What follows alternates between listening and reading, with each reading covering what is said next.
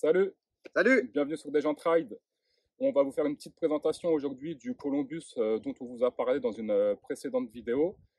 C'est un Rock Rider Decathlon de 1997 en acier chrome, Molybdène. c'est ça. Donc c'est une fabrication italienne, c'est un vélo tout acier qui est extraordinaire. C'est un client qui nous l'a ramené parce que de base on lui avait monté un moteur réducté de 500 watts si je ne dis pas de bêtises. Une voiture. Donc je disais on lui avait monté initialement un moteur réducté de 500 watts. Ouais. Et du coup le client faisait à peu près 14 km x 4 par jour. Donc grosso modo une soixantaine de bornes en faisant des trajets maison-travail, maison-travail. Il rentrait chez lui le midi.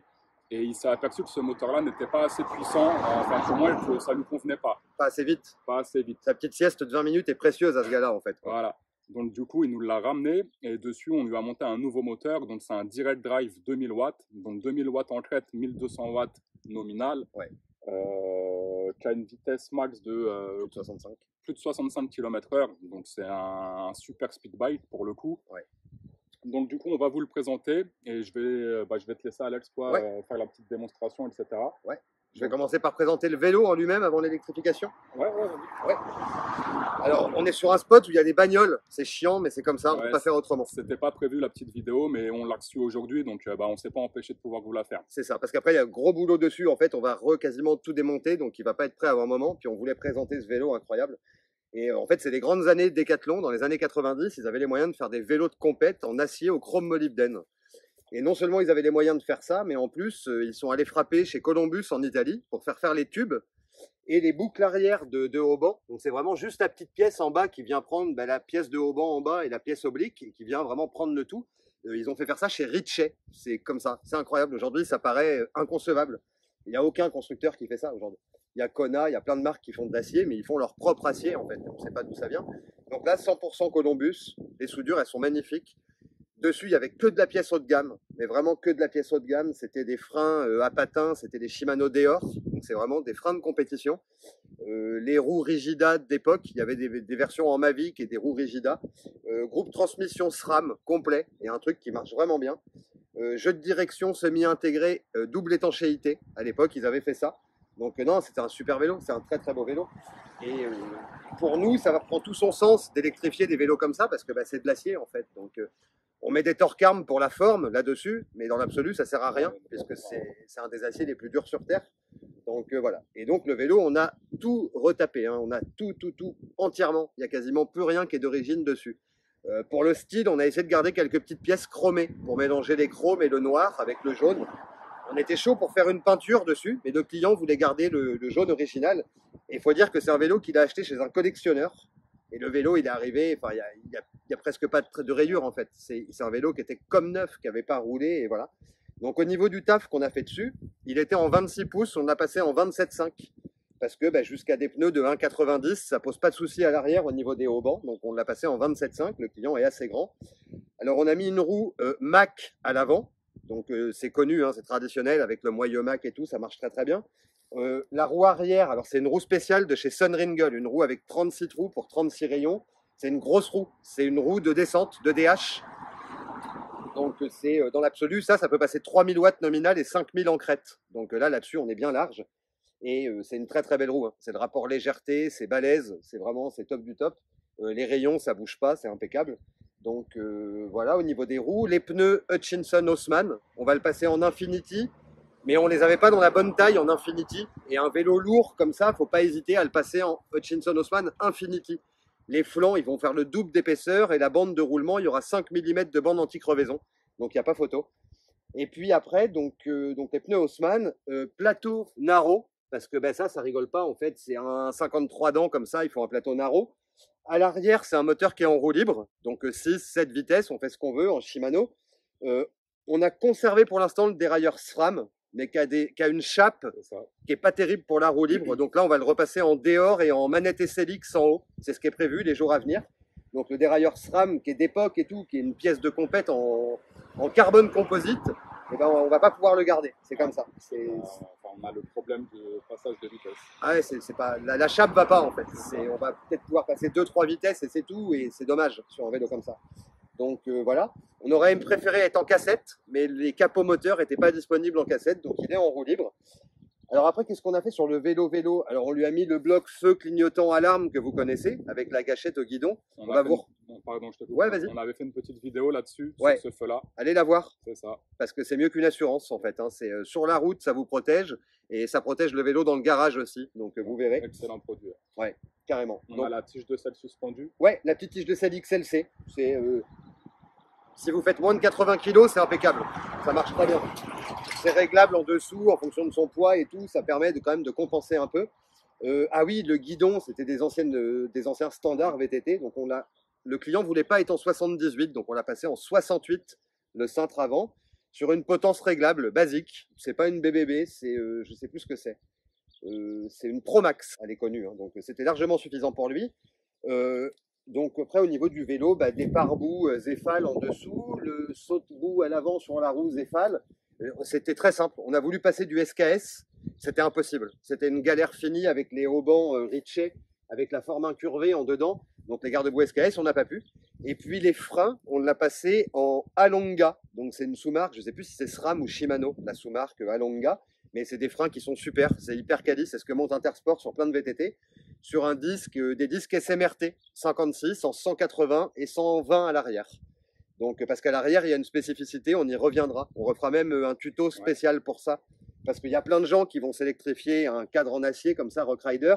Et à l'arrière, vous ne pourrez pas placer de disque de 120, de 160. Alors encore moins un 180 et un 203. Quel que soit le moteur, ça passera pas. Les haubans sont trop incurvés, donc tout simplement le disque touche le hauban en haut et en bas. Donc c'est les standards de disques route, piste, voire trottinette, 120 mm. On trouve des Shimano dans toutes les gammes en 120 mm. Donc c'est ce qu'on va passer à l'arrière. Et puis sur la partie, on a passé une fourche RockShox. Alors là, c'était un petit hommage parce que cette fourche, elle a les plongeurs qui sont en acier. Donc comme le vélo il est en acier, on a posé, c'est la XC30 Coil 120 mm de débattement. C'est verrouillable. Et surtout, si vous prenez un gros tampon, ça se débloque. Ça amortit quand même. Ça se débloque pas, mais ça va donner un amorti quand même. Donc c'est une fourche qui va bien pour ce vélo. C'est robuste, bon débattement, bon confort, c'est hydraulique. Ça coûte pas très cher et c'est à entretenir. C'est un jeu d'enfant et en plus ça s'ouvre pas tous les jours. Hein.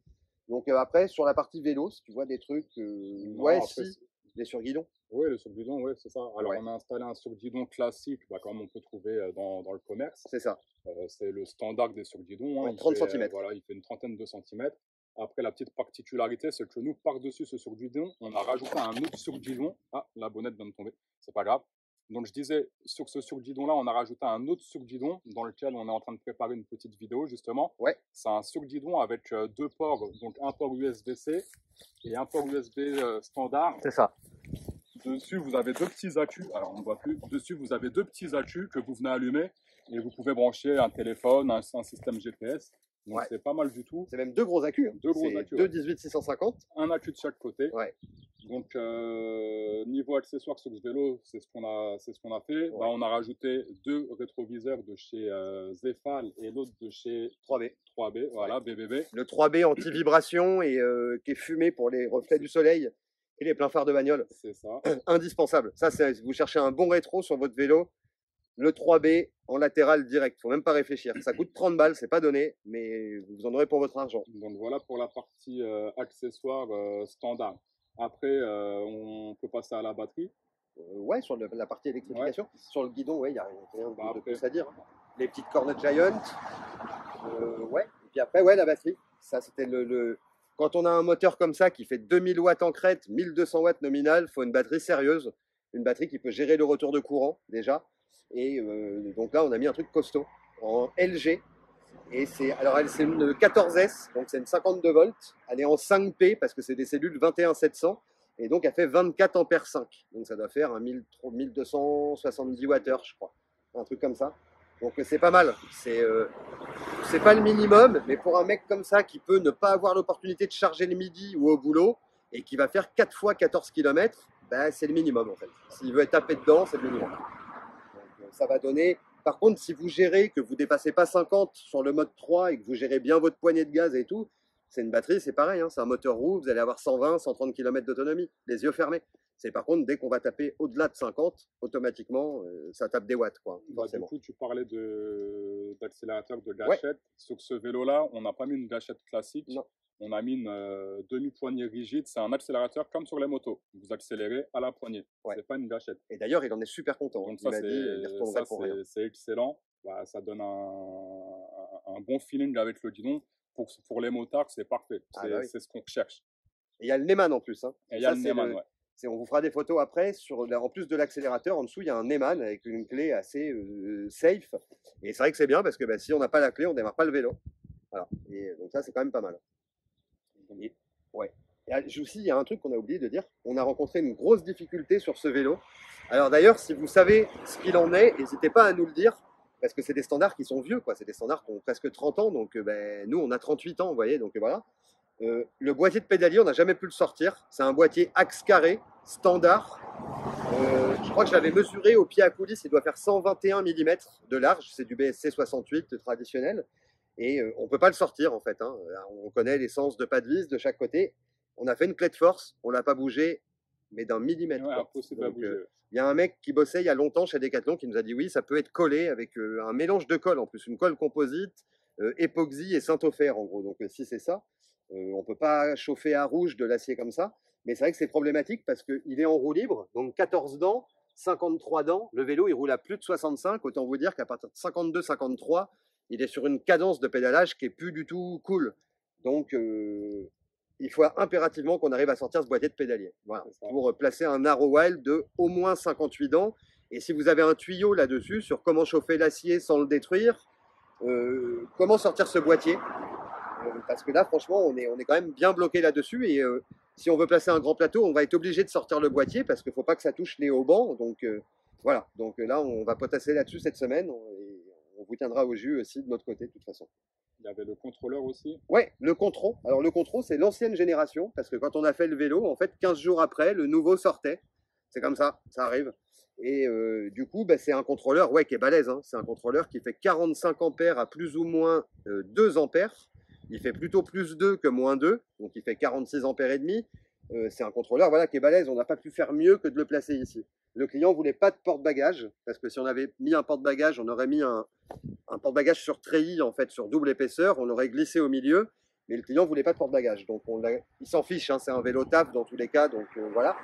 Mais il y a un nouveau contrôleur qui est sorti sur ce modèle-là de kit waterproof direct drive, et là ils l'ont réduit de 44% la taille, dans l'épaisseur, la longueur, la largeur. Il est tout petit, on dirait les contrôleurs de 500 watts d'il y a 5-6 ans. Ah, par contre, le kit complet, il prend 400 balles avec ce contrôleur-là. Donc, parce qu'il permet plein de nouveautés, plein de nouvelles choses, de gérer ses watts sur le tableau de bord, sur le mode 1, 2, 3, 4, 5 comme on veut, et plein de programmation qu'il n'y a pas avec l'ancienne génération. Donc voilà. Petit détail aussi, évidemment, une grosse batterie comme ça, c'est la Poly 9. Ça fait 6,5 kg. Vous ne montez pas sur ça sur vos vis porte-bidon. Voilà. Donc on va vous faire un petit tuto là-dessus aussi. Il y a des spatules en alu qui existent, qui sont sur mesure, qui se posent sur des cils en bloc et qui ont des cannelures pour poser des colliers. Donc là, vous avez un collier en inox, 2 colliers en inox, plus les vis porte-bidon. Et ensuite, le rack de batterie, sur cette spatule en inox, il y a 5 trous filetés avec 5 vis qui sont pris. Donc là, c'est une batterie qui est prise comme ça, no problemo. Ça ne bougera pas, il n'y a pas de jeu latéral, ça ne pourra pas bouger en fait. Donc, mais une batterie comme ça sur les vis porte-bidon, vous oubliez. Si vous faites surtout, un peu. Pardon, je te coupe, surtout sur les cadres en alu. Hein. Ah ben non, mais carrément. Totalement. Mais carrément. C'est des œillets, eux, ils sont en inox. Donc dans l'alu, ils vont prendre un mouvement. Faut pas faire ça. Ça, c'est sûr et certain. Donc voilà, donc la partie batterie, contrôleur. L'écran, c'est le LCD 8. Donc c'est comme le LCD 3, mais en couleur.